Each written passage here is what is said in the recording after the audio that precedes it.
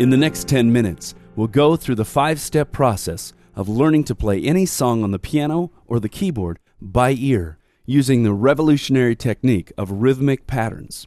Now we'll start with the very beginning foundations of music, but within the first few minutes of this video, we'll use that technique of rhythmic patterns to play our first simple song by ear.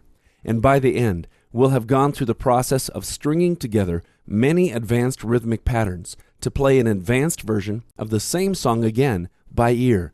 This is a fascinating process. Enjoy! The first step is to learn to find any chord on the keyboard. Chords like E minor, or A minor, or B major. Now, considering that there are 24 major and minor triads, or 3-note chords on the piano, this can seem like a pretty daunting task. But the good news is that all of these chords are based on one simple pattern, and I'll teach you that pattern within the first few minutes of the course titled Pattern Piano and Keyboard. Just being able to find any chord instantly is a huge step musically. But the sad part is, this is where most people stop. They say, yeah, I play keyboard or I play piano by ear, and they play a few chords, but they're frustrated because there's so much more, but they don't know how to get there.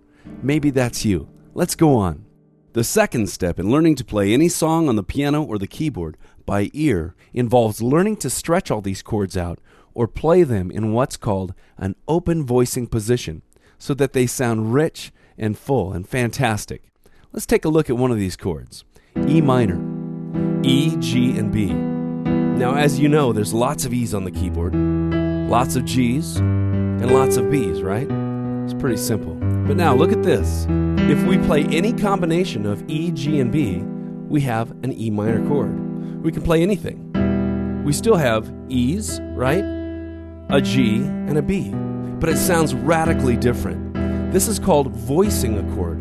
It's an open voicing, and it's so much more rich than just the standard closed position chord that's usually played.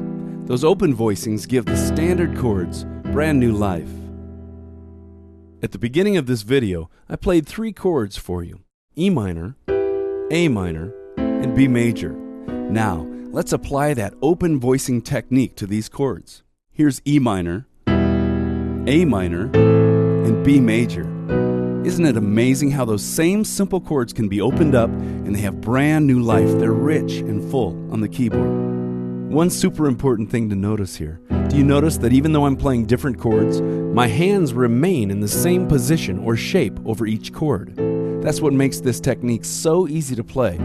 Let's go on. The third step in learning to play any song on the piano or the keyboard by ear is to take all of these chords that we've changed into open voicings and then break them up into what's called rhythmic patterns. Now, there's really an infinite number of ways that you can break an open voicing into a rhythmic pattern, but here's one option.